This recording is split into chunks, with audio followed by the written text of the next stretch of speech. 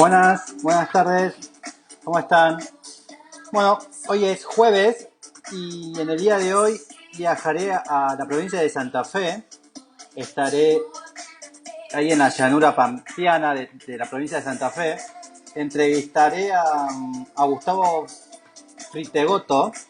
Fritegoto es un fotógrafo santafesino a quien entrevistaremos y contestará las 10 preguntas, las nuevas 10 preguntas de este ciclo.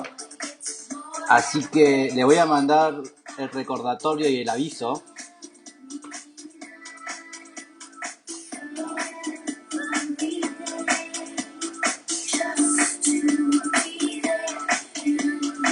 Así que apenas Gustavo se conecte, vamos a empezar con las 10 preguntas diarias a él.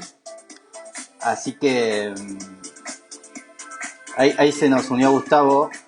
Así que ahora mismo lo invito. Ahí va a aparecer. A ver.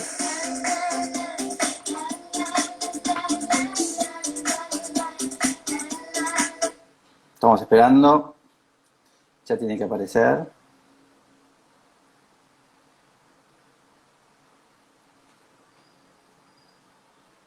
Habíamos hecho una prueba en privado y había salido bien, así que tiene que salir bien.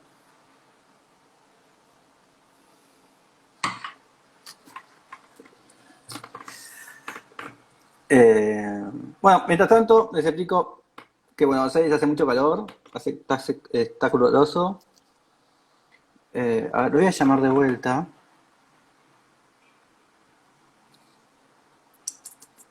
A ver, vamos a llamarlo de vuelta. Ahí va. Ahí.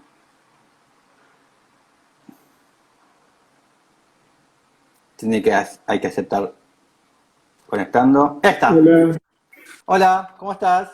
hola. Bien, ¿cómo andamos? Bien, muy bien. ¿Y estás conforme ahora con la luz? ¿Encontraste la buena luz para la posición? Sí, bueno, lo que se antes tenía una luz de horrible. Bien. ¿Cómo es ese Ahora tema? también, pero bueno. ¿Cómo es ese tema de la luz? ¿Cómo te das cuenta? Apenas viste en el privado, apenas conectado, me dijiste, no me gusta la luz. ¿Cómo es eso? ¿Cómo te das cuenta tan rápido si te gusta o no la luz? No, ahora tampoco tengo muy buena luz porque hay un ventanal acá en el Sí, estudio, que es una obra de Gerardo Caballero, y es como la música. Viste que los músicos tienen como, a ver cómo te puedo decir, escuchan un tono y saben en qué tono está cantando y en qué ritmo está. Bueno, en la fotografía la luz es como algo muy importante y es bien. parte de lo que uno continuamente ve, digamos, está viendo. Hay muchas cosas que mira, pero la luz es algo Sí, como que uno le presta atención. porque fue Sí, lo primero que me dijiste. Apenas, hola, sí, primero me dijiste es un tema sí, de tu luz, ¿cómo aparecías? Y bueno, sos sí, fotógrafo. exacto, ¿Y exacto. vivís en una casa de Gerardo Caballero, creada por él? No, vivo en una casa que compré, que yo soy de Arequito y Sí. viví casi toda la vida allá. Me considero un arequitense, obviamente, viví hasta los 40 años ahí. Y después, bueno, estuve un tiempito en Rosario y ahora estoy en Casilda, que es una ciudad cerca de Rosario, que está entre Arequito y Rosario. Y bueno, y después de estar de un lado en otro, compramos esta casa que está en una esquina y tiene una parte de atrás que entro por otra calle, que bueno, le dije a Gerardo que quería hacer un estudio, y vino, vio, y bueno, y él me hizo el estudio. Bien. Digamos. Y que es muy lindo y la verdad que pasó gratos momentos acá, digamos. O sea, donde trabajo, donde doy clase online y en época antes de la pandemia recibo alumnos que vienen a tomar talleres acá cada 15 días, cada mes, y Bien. vienen a casita, digamos. Porque tienen una distensión y podemos salir a hacer fotos. Siempre yo digo que mi mayor estudio es la llanura, el estudio mayor es el paisaje, y es La donde Pampa vamos, santafesina. Y La Pampa, el llano en sí, el llano como paisaje existencial, digamos. Hay mucho escrito sobre eso. La Pampa, puntualmente, si quisiéramos cerrarlo un poquitito más, esta es una pampa ondulada, como creo que donde estamos también, Sí. que es una pampa que no es la pampa ni seca ni la pampa deprimida, digamos, que es de la provincia de Buenos Aires.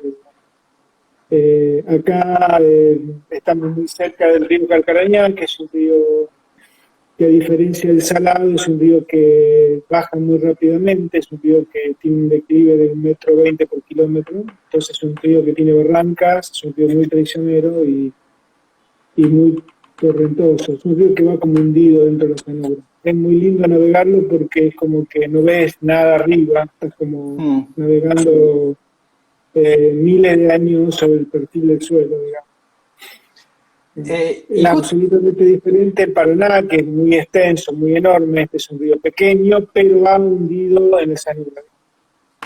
Y justo lo nombraste, yo también, antes de empezar con las 10 preguntas, quería hablar porque en realidad esto me interesó mucho. Sos la tercera generación de fotógrafo, ¿no?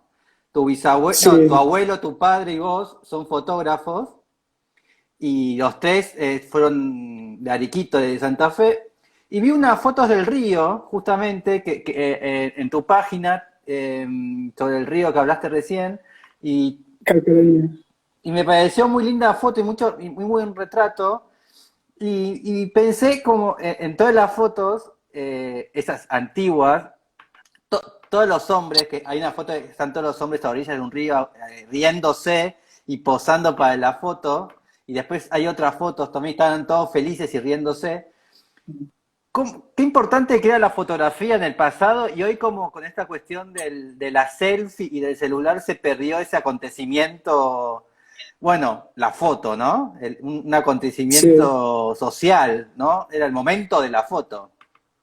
exacto, sí. Aparte, hay una cosa que creo que yo tengo una charla que se llama Tres generaciones con la fotografía. En Sí, realidad, mi papá era fotógrafo, pero por parte de mi mamá, mi abuela, era sobrina del primer cura párroco de Arequipa, que fue aficionado a la fotografía, que fue fotógrafo, hacía la foto del pueblo. Entonces, ella heredó el archivo, se lo pasó a mi papá y el archivo está. ese sería Domínico. Ella sería claro, sería Domenico Pugliese, digamos, exacto. Entonces, él empezó a hacer fotografía cuando llegó a Arequipa en 1900, las primeras fotos, esas ahí. No, eso es en Caría, eso es en Italia, Sí, ah, es donde él nació. Eso es en Caría, creo que las que sigue son las de que empieza a aparecer. Esto en Caría también, ahí está en Arequito, sí. Ahí está en la casa de Arequito, y después al lado creo que hay otra más de la estación ahí. de tren de Arequipa. Ahí está. Y esa es la estación de tren, que es como el puerto en Rosario, digamos, Sí. la iglesia. Y bueno, son fotos que él hacía, Esta foto es muy esa de linda. arriba. Claro, ahí está mirando al oeste. Y, Ahí está el y mi tren. abuela, que por mi abuela por parte de mi papá, que vivió 109 años, y yo la grabé a los 100 años. Ella decía que había venido al desierto y yo le decía que no, pero no hay arena, no hay desierto. Entonces me decía, no, no hay nada, como que no hay nada, nada, no hay nada para ver. Esta es Y la esas foto son de mi papá. esta decía la foto que digo, Esa que es la decía yo, barranca, que están todos sí, felices. Era como antes la foto, ¿no? sí. Están todos ahí posando felices. Y después esta también, ¿no? Es muy Sí, linda. sí, pero lo que pasa es que cuando vos analizás todo el archivo, ese es el balneario de Arequito, ¿no? Que se funda en la década de los 60. Todas esas fotos que están ahí pertenecen a esa época. Después ese balneario entra como en declive y ahora los nietos de los fundadores del balneario lo están de vuelta reactivando de una forma muy buena, digamos. Y ahí estaba el río, el que hablabas antes, ¿no? El río Carcarañá. Carolina. En realidad lo que sucede es que cuando vos mirás el archivo y empezás a trabajarlo, porque yo de mi papá tengo todos los negativos, que en realidad son más o menos 100.000 negativos. ¡Wow! Sí, es un elefante. Y después tengo el archivo de Doménico y mi archivo. Cuando hice esta charla, que fue una charla que siempre la doy y siempre está adaptada a lugares, hay un periodo de felicidad que vos encontrás en los rostros. Y ese periodo de felicidad es entre los años 50, 60 y principios del 70. Que cuando vos encontrás a la gente en actividades, este festival de folclore de Arequito, que fue muy importante en la década de los 60, que fue el segundo a nivel país después de Cosquín. Es buenísima esa foto. Delegación, sí. Y venían delegaciones de todos, y ese es el mangrullo que era como el ícono del festival, y que era que el premio era un mangrullo chiquitito, digamos. Y bueno, este periodo acá, que había muchas actividades, estaba el balneario, estaba la fiesta industrial, estaba el festival de folclore, fue el momento donde vos ves a la gente con más alegría. Hasta en los rostros de la foto carnet vos te das cuenta que hay un dejo de alegría. ¿Y por qué? Después, ¿Por qué cree qué pasó ahí? ¿Qué era? ¿La magia de la fotografía? ¿No tener tanto contacto con la fotografía? No, es un hecho de mucha actividad comunitaria. Había mucha actividad en el pueblo, yo creo que se ha dado en el país eso, de muchas acciones, cooperadoras, clubes, había mucha actividad social, lo ven en las fotos, y había como una cuestión de progreso y de desarrollo, y me parece que había como una visión de un futuro. Esa ahí estoy, que está en el medio soy yo, ese es mi abuelo, yo y mi hermano. Sí, esa es una foto de mi papá. Sí. Mi abuelo Pachín, mi hermano que es más chico, que es antropólogo, y yo el más grande. Son fotos de... Y con boina. Sí, con su gorra, una gorra. Era muy típica de esa época. Qué lindo. Y esa es la más linda de las dos. Bueno, y en ese periodo que vos estás diciendo, no era debido a la fotografía, sino que había muchas acciones, los clubes, había mucha actividad social, las cooperativas que había dos, después se funden, pero fue un periodo de mucho como actividad social en que vos encontrás, como mucha festividad. Bien. Muchas reuniones, muchas cenas, organización de acciones sociales, digamos. Eso se pierde, para mí creo que se da una con el golpe militar, yo creo que ahí hay un gran golpe, y en esta zona Arequito es capital nacional de la soja, porque ahí es donde se lleva por primera vez la soja en Argentina, con éxito. Y yo creo que hay dos marcas muy fuertes ahí, que van a hacer que la identidad arquitectónica que tenía Arequito hasta los 60 desaparezca, porque aparece una inyección de dinero y aparecen unas casas más como pretenciosas, ponerle, y esa identidad arquitectónica que vos ves en la foto de Domenico Pugliese, ahí hay una sola, que yo la echaba en hombro, esa unidad de la misma fachada severa y continuas, se pierde y aparece el chalet, aparece una arquitectura media pretenciosa y tal vez menos sensible, por ejemplo. ¿Y sentís que capaz ese cambio es debido a que posiblemente los primeros italianos que llegaron o españoles que llegaron al pueblo era gente más sufrida, entonces como más laboriosa y veían el dinero como algo más pasajero, y ahora capaz haber tenido otro tipo de presente pudieron gastar y ser más ostentosos? Mira, no sé, yo creo que nuestros abuelos, algunos decían que tenían medio vergüenza de eso porque hablaban medio cruzado, pero traían sus costumbres, sus comidas, sus tradiciones, y las sostuvieron un tiempo. Y después eso se fue perdiendo. O sea, lo que hacía mi abuela en casa, ciertas comidas del norte de Italia, porque por parte de mi papá son del norte de Italia y por parte de mi mamá son del sur. Y, y yo cuando puse en Italia, cuando volví, rescaté cosas que hacía mi abuela y que se dejaron de hacer, pero en la casa de los Fratelotto en Italia se siguen haciendo. ¿Y O sea, qué que eran? ¿Qué volviste a hacer? y, por ejemplo, uno de los platos de los gnocchi que se hacen con salsa, pero aparte se le agrega canela, se le agrega azúcar y queso. ¿Canela? Y sí, y pasas de uva, que es muy típico del norte de la parte de Venecia, ¿no? Mira. Que no es una comida menos picante que la del sur, que la calabresa, que se llama peperoncino, Sí, sí, que es sí. mucho más picante porque el clima es así, que también empecé a buscar esa comida también. Más Pero fiambre, ¿no? noté, sí, y otra cosa, empecé a hacer quinta, porque no podía creer que ellos hacen quinta y yo que estoy acá, que soy un país más pobre, no haga quinta, digamos, ¿me entendés? Entonces era como que decir, bueno, vamos a hacer tal cosa, pero los tomates eran de quinta, no eran comprados. Y bueno, y así sucesivamente un montón de cosas que esa cuestión de la comida como un hecho cultural y cada familia tiene ciertas tradiciones de comida que acá creo que, no te digo todo, pero una mayoría se fue perdiendo, digamos. Allá es como algo muy sagrado. Y otra cosa que noté mucho eso también era que sabían todas las historias familiares hasta de mis abuelos, que acá en cierto modo no medio que se tapó. Bueno, yo creo que eso tiene que ver mucho con el destierro también. Mm.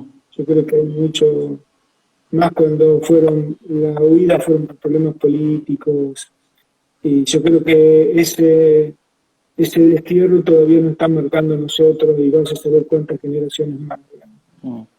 Eso Sí, está, eso bueno, está. y también hay que pensar que eran inmigrantes, ¿no? Y siempre hay como Sí, un desprestigio hacia el inmigrante, ¿no? Que somos nosotros sí, mismos. Entonces, también sí. la inmigración nos hacen olvidar de nuestros antepasados también, ¿no? Porque un punto estás solo acá, Sí, empezando yo de creo nuevo. que sí. Mi abuela vivió 109 años y estuvo muy bien hasta los 107. Y yo la grabé bastante. Yo tenía 31 años cuando la grabé por primera vez, ella tenía 100 años, y había cosas que no quería hablar. Y yo la presioné para que hable. Y la guerra, la persecución, mi abuelo fue perseguido, se tuvo que venir primero él, era como que eso se había tapado. Y había un montón de cosas que yo me enteré de mi abuelo en Italia, pero acá no se hablaba. Yeah. Y yo creo que esas cosas que no se aclaran, que están escondidas, yo creo que hacen siempre ruido. Uno no se da cuenta, pero siempre están haciendo ruido y siempre están como generando algo que no está concretado, no está cerrado, digamos, ¿entendés? Bueno, la cultura italiana es muy cerrada en ese sentido, ¿no? No se habla mucho de la familia para afuera, ¿no? Se esconde mucho. Se Sí, esconde a pero la allá, soltera, se esconde al hijo no reconocido, sí, puede ser, pero allá, por se ejemplo, la historia esconde esto, familiar ¿no? estaba muy presente. O sea, la historia de mi abuela está en el libro del pueblo de donde es él, pero acá no se hablaba de eso. Un antropólogo Claro. me dijo que hay dos cosas que le damos, el destierro se cura con la evolución de 10 generaciones. No sé si es cierto. Y Es otra cosa mucho. que me dijo, que los gordos son los poros desterrados. Que eso sí me di cuenta yo porque los frutivotos en Italia son todos delgados y comen increíblemente mucho y acá, sí, todo el día comen pasta, mediodía y noche. Acá te dicen, no, la vida no puedes comer porque engorda. Digo, pero ¿cómo va a decir si mi familia en Italia comen todos los días, mediodía y noche, pasta con vino y Y segundo son todos plato? flacos. Y son todos flacos. Entonces yo digo, acá se deporte todo el día, ¿viste? Todo el mundo camina, comen su bursito para mantenerse, ¿cómo hacen? Digo, y yo creo que tiene que ver eso con que todo siempre se come de una forma y de repente cambia todo. Y yo creo que, y esta amiga antropóloga dice que los pueblos desterrados son gordos. Mira. Bueno, Eh, vamos a empezar con las 10 preguntas, con el cuestionario que te envié. eh, Y la primera es un teatro de tu ciudad o un teatro de una ciudad De mi cercana. pueblo, sí, el Teatro Rossini de Arequipa, que es hermoso. Sí. Todavía está y está bastante bien. Sí. ¿Y cómo es? ¿Qué de origen es, sabes? ¿Tienes alguna Y es, historia de él? bueno, ahí tiene que ver con lo que estábamos hablando antes. El Teatro Rossini se construye en el año 30 y en el mismo momento que se construye la iglesia. Y el dinero para hacer el Teatro Rossini fueron puestos por los inmigrantes, los agricultores, casi todos que eran del norte de Italia, que fueron los que más se dedicaban a la agricultura. Y hay una anécdota que dice que una familia donó el Ahí equivalente a está. 40 hectáreas de campo. Ese teatro. Qué Ese teatro. lindo que es. Sí, y bueno, el teatro se llama Gioacchino Rossini y dicen que se inauguró con parte del barbero de Sevilla Rossini. Eh, y bueno, lo han restaurado, está bastante bien, digamos, lo han mantenido, tienen su valor, en la comunidad lo tienen bien, digamos, ¿entendés? Hubo un momento que se quiso cambiar algo, pero bueno, la comunidad apoyó para que se sostenga, digamos. También hay que... ¿Y sí, te escucho. has actuado ahí en un momento de la niñez? ¿En el colegio o algo? Sí, porque ahí se hacían la fiesta de colación de año, escuela secundaria, ahí Sí. el acto se hacía ahí, sí. También expuse ahí porque en el 94 hay una pequeña capilla que todo el mundo recorre caminando, que está fuera del pueblo, que cumplió 100 años en el 94. Entonces hay un señor de Arequito que está en el Teatro Colón, que es tenista, y él trajo una pareja de baile, un cuarteto de cuerda, y se hizo un trabajo fotográfico en el 94 y se hizo una especie de concierto con gente del Colón y una muestra mía ahí, hace muchos años, ya, estamos hablando 30 años atrás, digamos. Sí. Y, y- pero Y bueno, la, es un lugar muy lindo, es un teatro muy lindo. ¿Un estadio de fútbol? Y yo tengo que hablar de cosas de Arequito, que así que te puedo decir el club de Granada del Pueblo, que ¿El es mi club club, de? digamos. Belgrano, Club Atlético Belgrano de Arequito. ¿Y lo has fotografiado? Sí, el club ahora se trasladó, pero también ahí hizo fotos mucho mi papá y en diferentes campeonatos y bueno, yo también hice fotos ahí, digamos. Eh, ahora han hecho un estadio nuevo, que es pequeño, pero está hecho con todas las normativas de la AFA de seguridad, con tribuna, muy lindo. ¿Y, Es como el, y estadios de fútbol un elemento a fotografiar o los pasas de alto?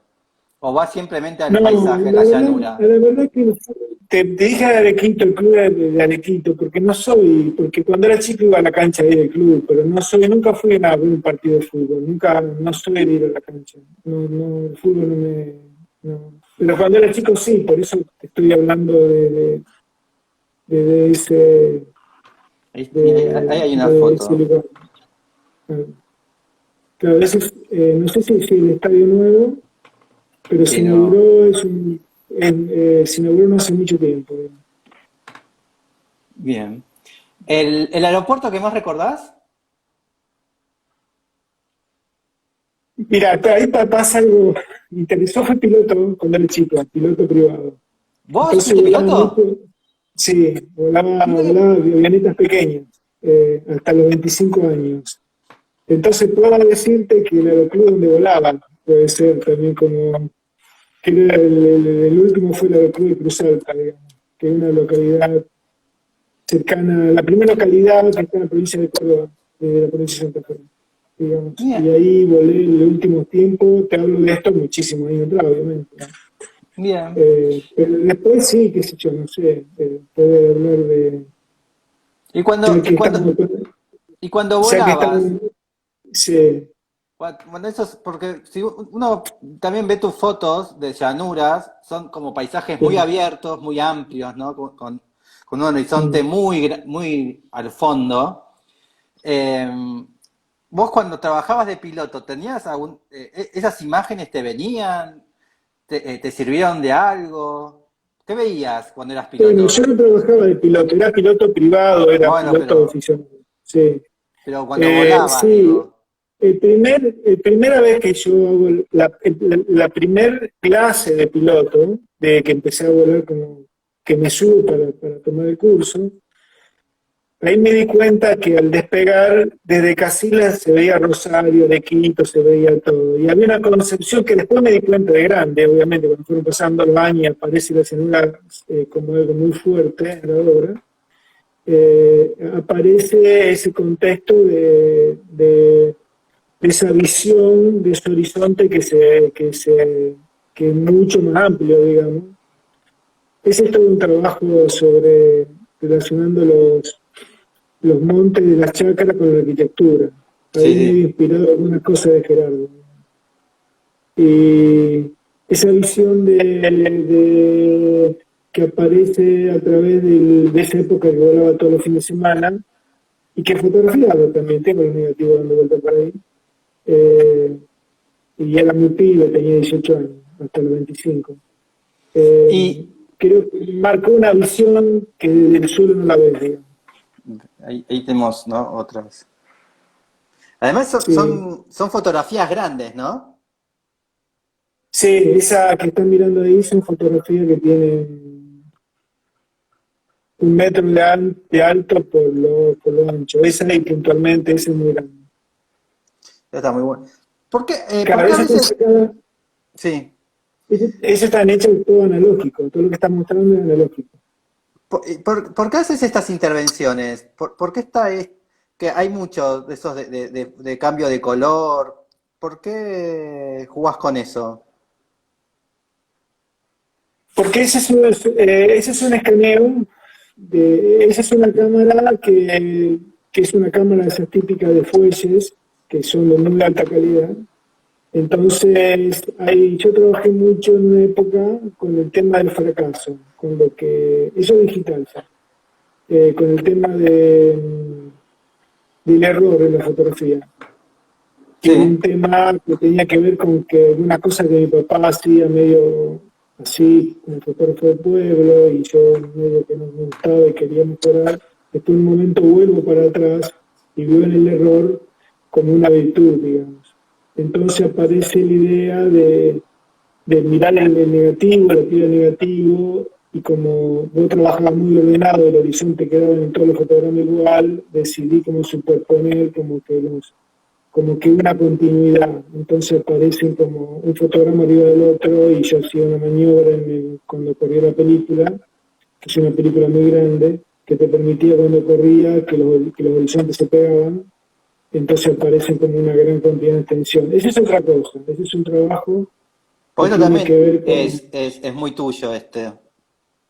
sí, eso tiene que ver con que cuando empecé a trabajar en forma digital, pensé que el discurso digital tenía que ser diferente al analógico. Y ahí es con un zoom que voy acercando y atrayendo y después voy colocando las fotos en el lugar que corresponde. Eso tiene 15 años ya eso. ¿Cómo? Antes te mostré una foto y me dijiste, esta es analógica, esta es digital. Sí. ¿Las recordás o ves algo en la imagen que ya capturás la diferencia? No, no, la veo y me acuerdo. O Ok. sea, Pero, yo me formo fotográficamente, la fotografía, si yo te diría dónde está la fotografía, está en lo analógico. Ahí donde entendí, ahí en el laboratorio. Yo de los 11 años estoy dentro del laboratorio, tengo un laboratorio, el laboratorio sí, sigue funcionando, y en el laboratorio donde voy a entender la fotografía, ok. donde realmente está la fotografía. Es ¿Por como el qué? pentagrama en la música, porque tenés un control del proceso y hay una cuestión que es de una complejidad que en lo digital es todo muy automático. Entonces, cuando hacía fotografía de arquitectura en analógico había un rigor que después con lo digital medio que se perdió, ahora se volvió de vuelta a tratar de superponer eso. No es lo mismo alguien que compra una cámara y un gran angular, alguien que entiende la fotografía y que te puede hacer una diapositiva 4x5, 6x9 o 35 milímetros, o te puede hacer una foto digital, o te puede hacer una impresión en laboratorio de print de alta calidad. Esa cuestión de entender la fotografía en su totalidad es de mucha importancia. O sea, no es una cosa automática, sino que hay muchas cosas dentro de esas, el comportamiento de la luz. ¿Verdad? Eso tiene que ver con la serie Luz de Fuese, que tiene que ver con los fracasos. Sí, está muy bueno. Eso es analógico, netamente analógico. O sea, ahí hay una cuestión que le deja entrar una luz parásita a la cámara, en la cual se genera esa explosión de luz en el espacio. Eso pertenece a una muestra que se congeló lo que va a ser paisaje enlazado. Sí, son muy lindas. Sí, son fotos muy grandes también, pero esas son diapositivas que después se escanean y que bueno, es totalmente analógico eso. Sí. O sea, lo que sucede es que en la producción fotográfica actualmente también, yo lo sigo haciendo, es como que hay cosas personales que parto por lo analógico, digamos. Y es como una cuestión de pensamiento y de lógica que no tiene nada que ver, porque tiene una posibilidad de intervención en el proceso, en totalidad, entre la óptica y la película, vos podés meter manos. Hay un montón de lugares donde vos podés intervenir manualmente, que en lo digital es mucho más automático y ahí no hay tanta autoría. Ponele por ahí, digamos, es más complejo todo, pero para entenderlo un poco. ¿Un edificio español que te gusta? Un edificio español, no sé qué decir, un edificio español. Me gusta,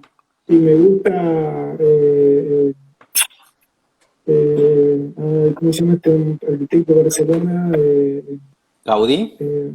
Gaudí. Un edificio de un español sería algo de Gaudí. Bien. Pero no es una cosa que me duele eso. Sos paisaje. No, me gusta la arquitectura, pero miro mucha arquitectura. De antigua, me gusta mucho Palladio, que también cerca de donde son mi familia, pero bueno, me gusta mucho Sisa. Bien. ¿Y cómo llegó la arquitectura a vos? Porque a finales de los 90 yo, Arequito, en la década del neoliberalismo, Arequito quiebra, no hay posibilidad de seguir trabajando ahí y empiezo a trabajar en Rosario. Y en un momento dado caigo de Gerardo Caballero para hacer una foto de maqueta. Y empezamos a hablar, y creo que un punto de unión fue alguna lectura sobre radiografía de La Pampa de Ezequiel Martínez Estrada, y llego también a Rafael Iglesias, digamos, y empiezo a fotografiarlo de ellos. La primera obra que fotografío es la de Rafa, La Casa de la Barranca, que era todo obviamente analógico, y bueno, empiezo a mirar arquitectura, empiezo a escucharlo de ellos, y a mí me pasa con la arquitectura algo similar con la música. Yo no sé en qué tono tocan, pero sí sé dónde está el paisaje en la música. Y yo en la arquitectura miro la arquitectura de un lugar que es de la imagen y no del mundo de la arquitectura. O sea, miro la arquitectura del lenguaje de la fotografía, digamos. O sea, es como... Yo siempre digo que el arquitecto hace algo y después la arquitectura habla por sí sola, digamos. Y voy a dialogar con la arquitectura, escuchar al arquitecto, pero después mirar lo que la arquitectura tiene, lo que es, digamos. Esa fue la primera obra que fotografió. Todo fue en formato cuadrado, en diapositiva 6x6, Sí. y yo usé un escurso cuadrado para eso. ¿Esa es tuya? ¿Estas fotos son tuyas? Todos son mías esas, sí. Ah, Que son las malas, porque la buena él la manda al concurso, que queda preseleccionado, queda seleccionado, y estas son las que quedaron. La diapositiva es una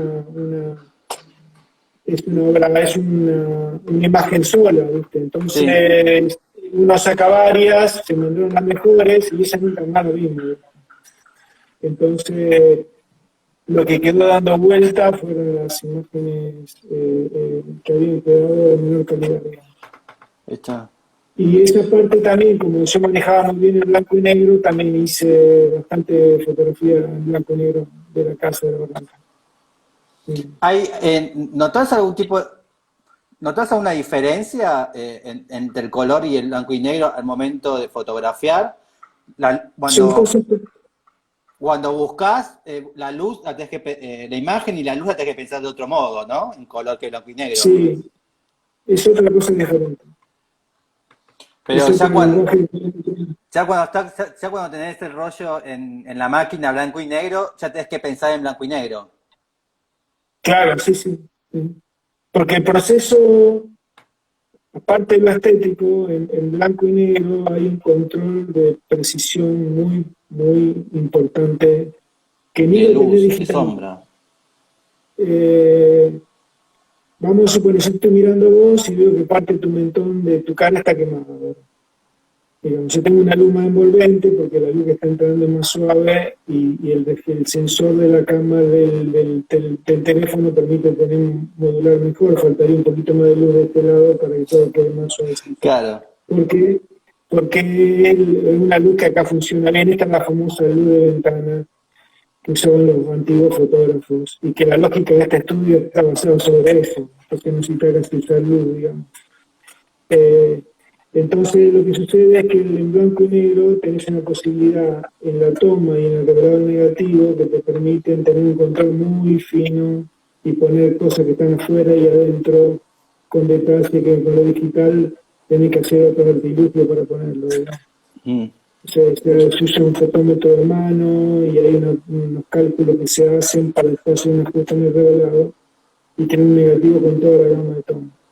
Entonces Mm. estás pensando con otra lógica. Y Hace además, poquitito, hace poquitito empecé a hacer fotos de vuelta en blanco y negro para una clienta. Le dije que iba a hacer fotos en blanco y negro, que así que llevé la cámara de blanco y negro.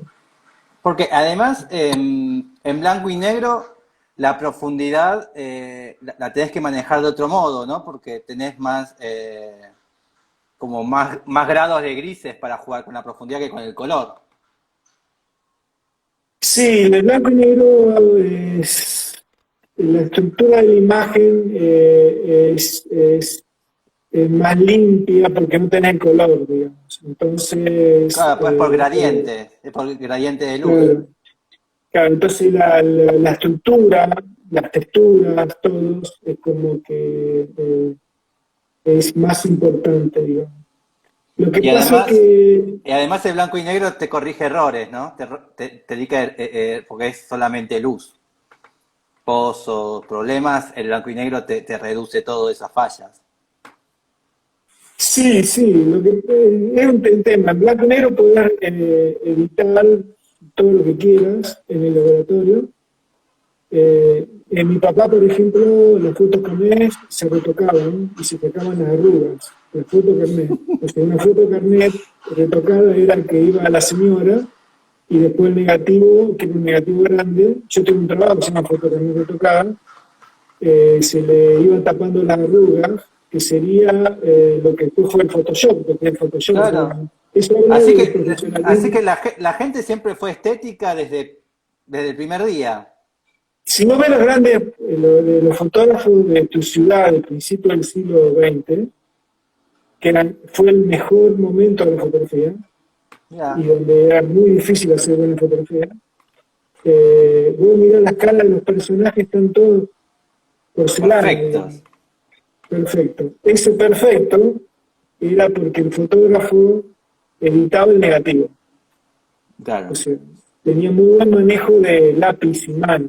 O sea, era una persona que tenía muy buen oficio de ojo, de mano y de prolijidad, digamos, porque hacía todo, sabía de química, había que preparar los químicos, Bien. había que ser un proceso, son varios procesos, entonces no podía estar como errando mucho porque lo que llega al final no queda bien, entonces eran fotógrafos que tenían mucha calidad, sabían mucho, eran dentro de la sociedad, eran personas muy importantes.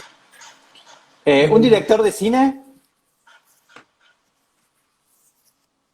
Un director de cine. Y si seguimos con Italia, podemos poner el Cinema Paradiso, como se llama, el nombre nunca me acuerdo. O puede ser algún tipo como eh, Fellini, alguno de esos. Digamos. Bien, El cine Fellini. italiano me gusta mucho. El realismo italiano. Y, Es, y surrealismo italiano eh, también. sí, es como que cuando uno indaga o trabaja con alumnos, a veces le hago trabajar en el linaje donde viene su apellido también. Ah, También trabajamos esos lugares, digamos. Porque eso está dentro de la casa de los Fritegoto en Italia, está en la llanura padana. Y yo creo que algo debe haber por el interés del mismo paisaje. ahí lo tenemos a Federico. Sí, sí, puede ser Fellini, puede ser, qué sé yo, alguno de todos ellos. Eh, ah, Son cosas muy cercanas, digamos. no he visto, no conozco, no he visto todavía todo tu, pero no trabajas con personas. Sí, he trabajado, pero hay cosas que no le he puesto. Hubo un periodo como en el periodo de los 80, de la década de los 80, fue un periodo que fotografié bastante personas, pero que Ah, no fue un periodo de indagación, fue un periodo de exploración fotográfica.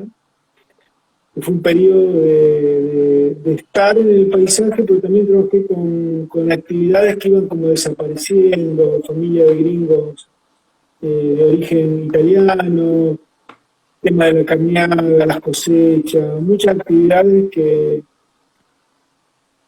yo veía que se iban a desaparecer y que desaparecieron, obviamente, costumbres que iban desapareciendo. Yo era muy joven y usaba la fotografía como un medio de exploración. Yo creo que fue una parte bastante importante porque fue como entender dónde me estaba parando, dónde, qué es lo que estaba mirando, cómo lo estaba mirando. Entonces, fueron muchas fotografías que las terminaba y las guardaba porque quedaban atrás, digamos, y que están siempre presentes, porque es un periodo de mucha exploración interior, digamos, de era como que, mucho, mucho. querías como registrar como la última insignia, como el trabajo que se escapaba, que se nos iba.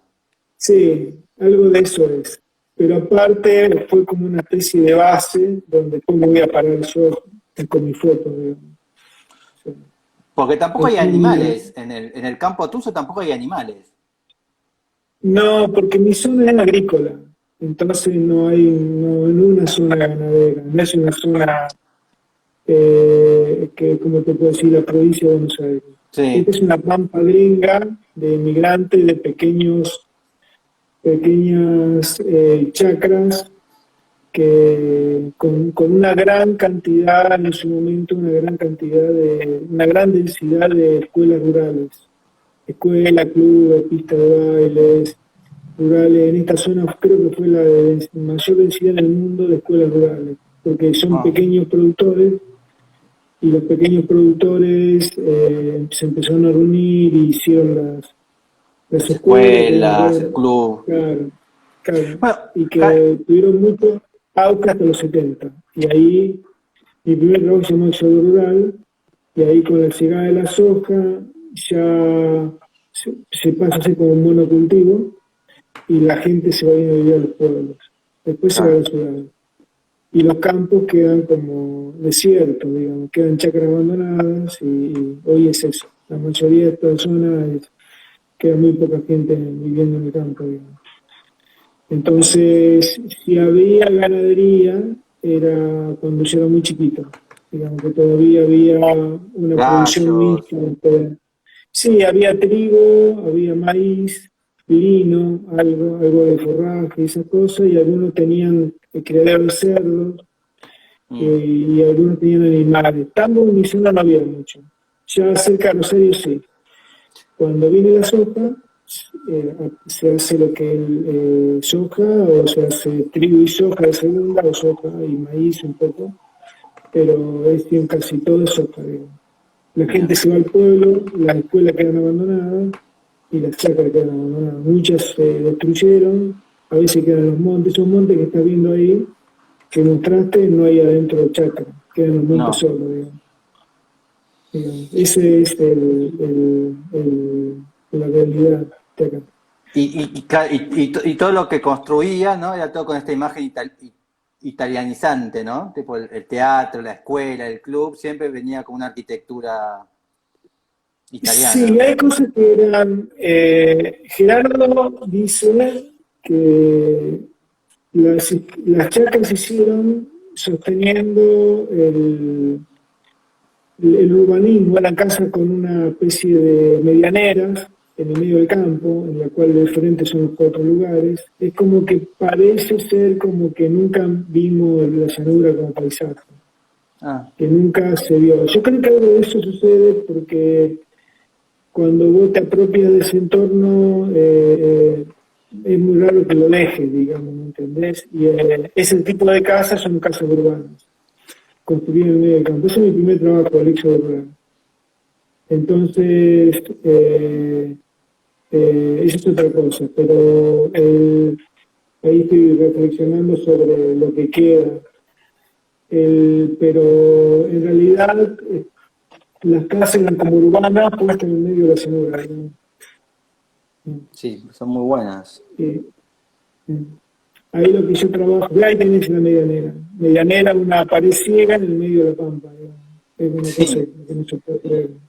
o acá mismo. Como acá me dice, Ahí pero está. es un galpón. Pero en cierto modo, lo que vos ves cuando vas a las casas de campo, en casi todas son casas con medianera, ahí tenés otra. Esa es una escuela. Ese es un salón de una escuela en la cual tiene una enorme medianera. Es decir, que el entorno del paisaje, ahí tenés una casa urbana con medianera. Sí, Eso era tal vez un síntoma de que nunca se vio el paisaje como, se vio la ciudad como paisaje. claro. Sí, mantenerle hacer ciudad en el medio del campo, ¿no? También, como aislarse, cuidarse del Sí, campo. pero vos haces una medianera en un lugar donde no va a haber otra casa al lado. Por eso. Eh, Bueno, tal vez eh, tendrían que haber virado más a Palladio, que hacía la Casa Rotonda, por ejemplo, ¿no? claro, Palladio tiene esa visión que lo que construye en el medio de la llanura lo hace pensando en el cuerpo frente, y lo que construye en lo urbano lo piensa de otra forma, creo, más o menos por ahí. Sí. Pero Palladio tiene eso, digamos. ¿Un, Palladio. un libro que recomendás?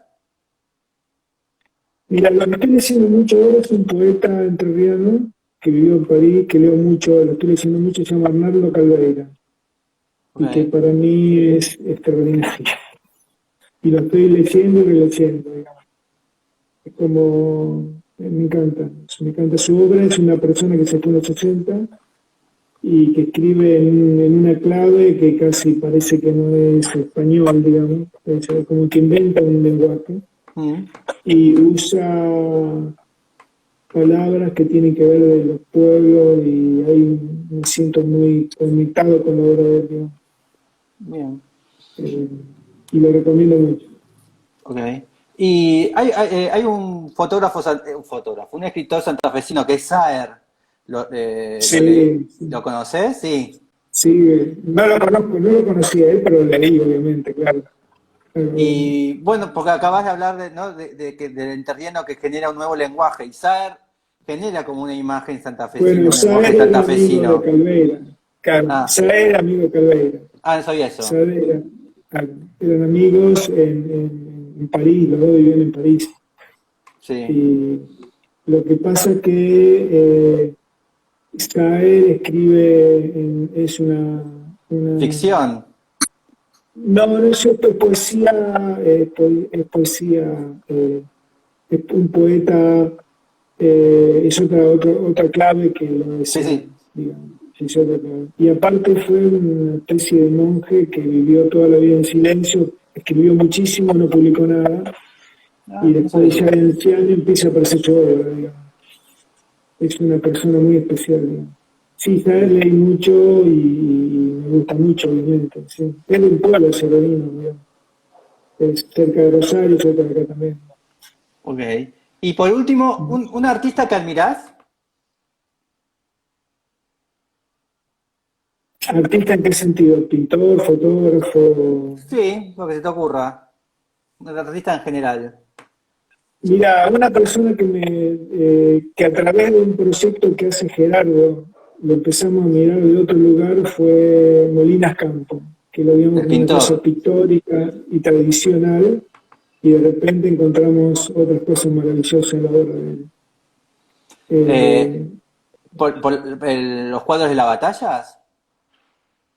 no, no, no, el Molinas Campo, el Ah, el de los costumbrista que caballos. pintó los caballos, sí, pero me interesa, hay un trabajo que parte de un proyecto que Gerardo hizo sobre un teatrino y, y fue Ah, sí. Me lo redescubrir la confundí obra, con Cándido, ¿no? Cándido López. sí, sí, sí, Cándido López, Claro, pero Molina es eh, este. Es el de los exacto. caballos y de la. El Sí, pero hay una parte de Molí que es el fondo de la llanura, que es extraordinario. ahí está, como el fondo ese. Lo que está atrás, sacar lo que está delante y lo que está atrás es maravilloso. Sí, es verdad, hay dos. Sí, está el fondo y ¿no? Sí, juega foto y figura en este caso. Bueno, sacar lo que está delante. Sí, ahí está. Eh, Mira qué lindo este. sí. Y ahí Ahí va. Gerardo hizo un proyecto de un Bueno, teatrino, pero si sacamos el caballo es una foto tuya. bueno, no, no, sería al revés, digamos. Yo le estoy copiando A Molina. a Ahí cosas. está. Sí, hay una cuestión extraordinaria en la obra de él. Sí. Y después la fuga, hay un montón. Él estudió arquitectura, por eso hay cosas que son, Ah, por ejemplo, qué hay buena cosas que esa. tienen mucho, sí, hay cosas que tienen mucho que ver con la arquitectura de Gerardo, cuando mira los ranchos. Mira. Y me acabo de acordar, Fernando Fader, ¿qué te parece Fernando Fader? Dibujante cordobés. Mira, yo no sé mucho, no quiero Ah, atrever a hablar de lo que no sé mucho, pero me gusta más, yo creo que Molina Campo explora algo que es muy de acá, que no tiene que ver con ah. movimientos, corrientes europeos, digamos. Este sería Fader, es un poquito más. Claro, sí. Molina Campo creo que eh, es como indaga el paisaje de acá, de la llanura, y le da algo. Fue una sorpresa porque la anécdota es que Gerardo hace un teatrino para, creo que la Graham Foundation, creo que en Chicago, y ponía tres elementos, una foto mía, eran unos hilos y un dibujo sobre un vidrio. Y en la web intemperie está eso. Y los de Estados Unidos no entendían lo que quería hacer. Y empezamos a buscar y aparece Molinas Campo. Y de ahí sale una charla que tengo relacionando el teatrino de Gerardo y cómo entra esa aceleración de perspectiva que Gerardo mete en el teatrino, hace en el teatrino, que es una perspectiva extremadamente acelerada y que ya no lo entendían, es lo que está en la obra aparece en un momento dado, aparece ahí. Esa, si vos te fijas al lado, la tercera imagen es la que la que Gerardo dibuja, la que queda terminado es la del medio, pero esa aceleración de perspectiva no la entendía en ello. Entonces aparece, como ejemplo, aparece Molina Campo. Habíamos puesto de Quirico, pero dije, no, para ahí aparece Molina Campo, y ahí es cuando lo entendemos este señor, desde otro lugar que no es la parte pintoresca, digamos, tradicionalista. Y esta foto es tuya. Claro, esa foto la eligió Gerardo, es el fondo del teatrino, son 3 elementos, es un dibujo de Gerardo adelante, es un silo que está todo absolutamente acelerado en un espacio muy pequeño, y, y ella no entendía lo que quería hacer Gerardo. Entonces le digo, mandarle, y me acordé de Molinas Campos, y ahí donde aparece mirar a Molinas Campos de otro lugar. Y por último, si tenés que elegir una obra de Caballero, de tu colaborador, amigo, compañero Caballero, ¿con cuál te quedás? ¿Con Mira, tu me gusta mucho la laboratorio? casa. Este estudio es muy lindo, pero la primera obra que hace para nosotros es la casa de mi mamá, en Arequito. Y es una. Y ahí siempre cuento que cuando él, que vamos al estudio para que él nos muestre el proyecto, me dice, ¿qué te parece? Y yo le dije, mira, yo no entiendo nada, digo, vos sos el que sabés, así que vamos como vos lo diseñaste. Y después con el tiempo yo iba encontrando cosas en la casa. Y yo le preguntaba, ¿hiciste esto así, así, así, por esta cosa? Y me decía, sí, eso sí.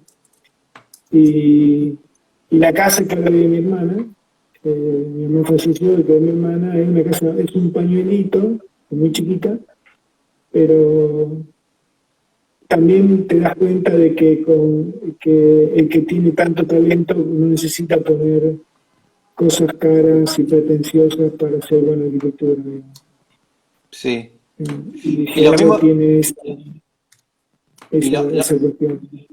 y lo mismo sucede con la fotografía, ¿no? ¿Es necesaria tener la cámara más cara?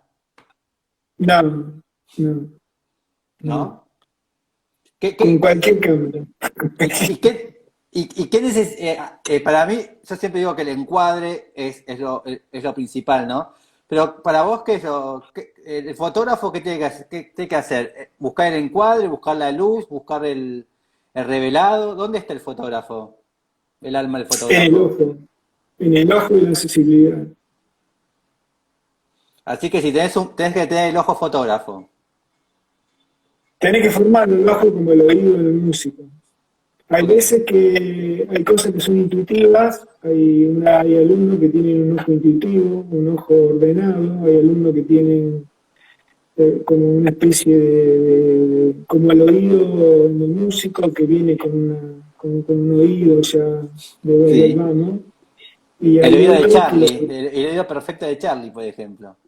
sí, hay mucha gente, viste que hay familias musicales Sí, sí. que tienen esa cuestión que tiene que ver con lo que arrancamos la charla de los orígenes de donde es uno, de familias de músicos o que tienen ese sentido.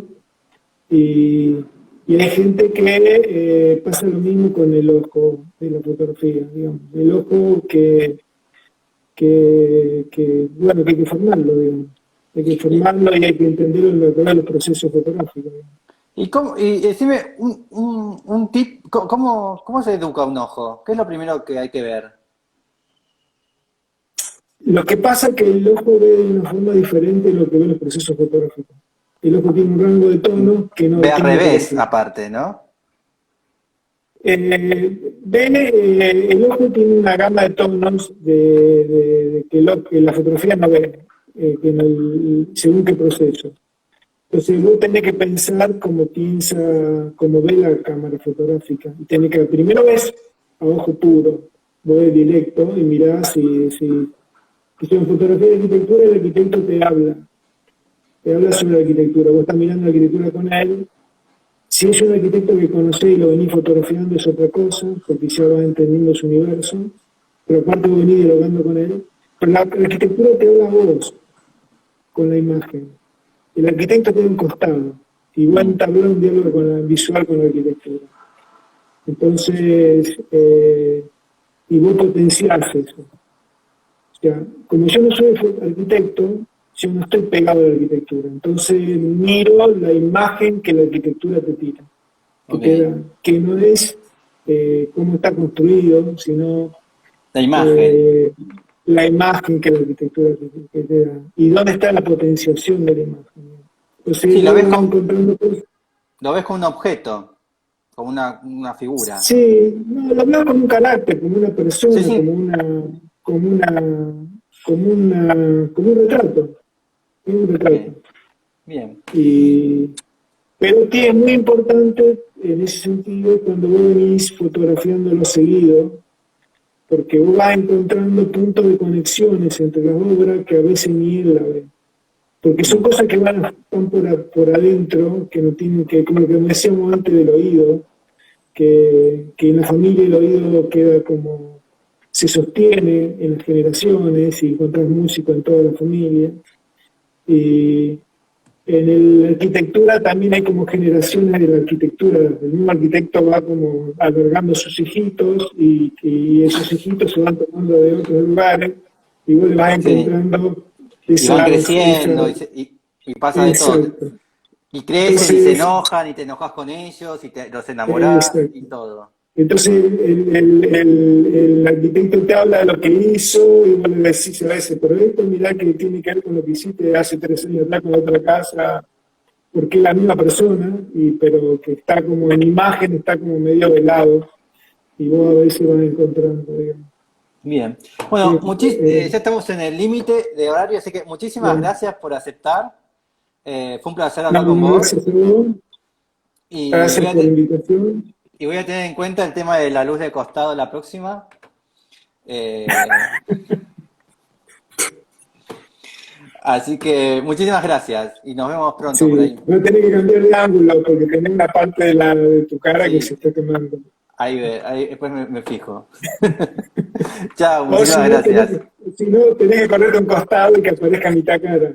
Entonces Sí, ahí desaparece. está. Así soy dos caras, como el Así Batman. son las caras. Sí. Bueno, no, muchas gracias a vos por la invitación. Espero que no te hayas aburrido mucho. No, no, fue un placer. Muchas gracias. Chao.